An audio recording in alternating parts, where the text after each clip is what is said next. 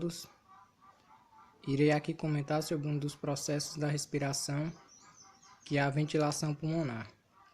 A ventilação pulmonar nada mais é do que o processo mecânico que move o ar para o interior ou para o exterior dos pulmões.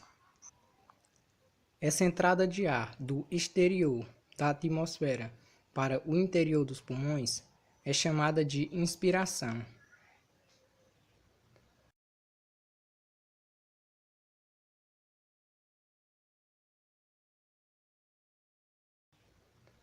Já a saída de ar dos pulmões para o meio externo, para a atmosfera, é chamada de expiração.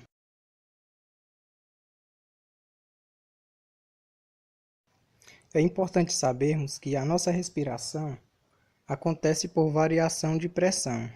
Nesse sentido, o diafragma é um dos músculos mais importantes para que nossa respiração ocorra. Porque quando o diafragma contrai, ele se movimenta para baixo. E a pleura parietal dos pulmões está ligada ao diafragma. Dessa forma, quando ele rebaixa, ele acaba tracionando os pulmões junto com ele. E ao tracionar os pulmões, ele aumenta o volume do sistema respiratório.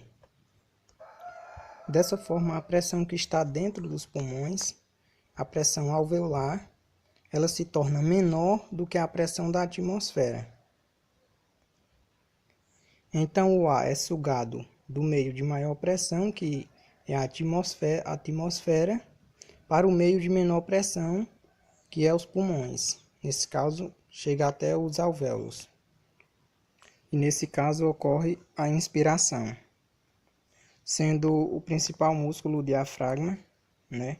Temos também uma ajuda dos músculos intercostais externos, que se contrai elevando as costelas e aumentando assim o diâmetro horizontal do sistema.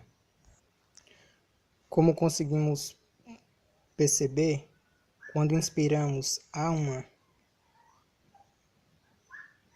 expansão da cavidade torácica, percebemos aqui, né? No caso da expiração, o músculo diafragma relaxa e a própria retração elástica dos pulmões e da caixa torácica comprimem os pulmões, fazendo com que a pressão alveolar se torne superior à pressão atmosférica,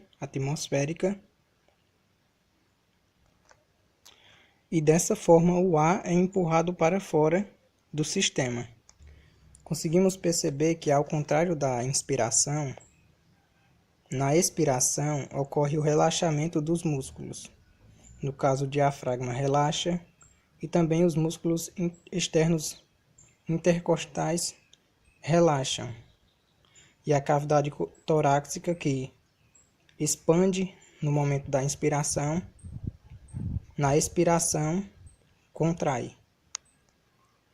Lembrando que essa explicação consiste apenas na inspiração passiva e na expiração passiva.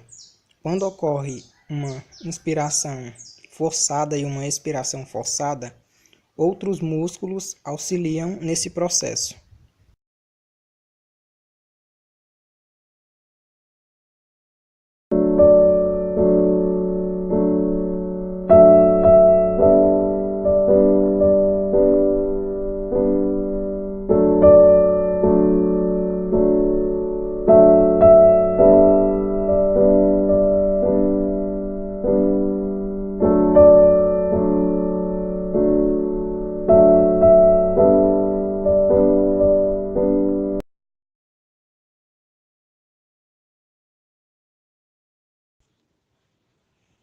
Difusão dos gases.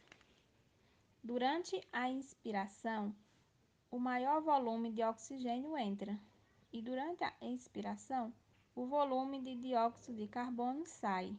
Entram também os gases nitrogênio, oxigênio e CO2, em concentração muito baixa.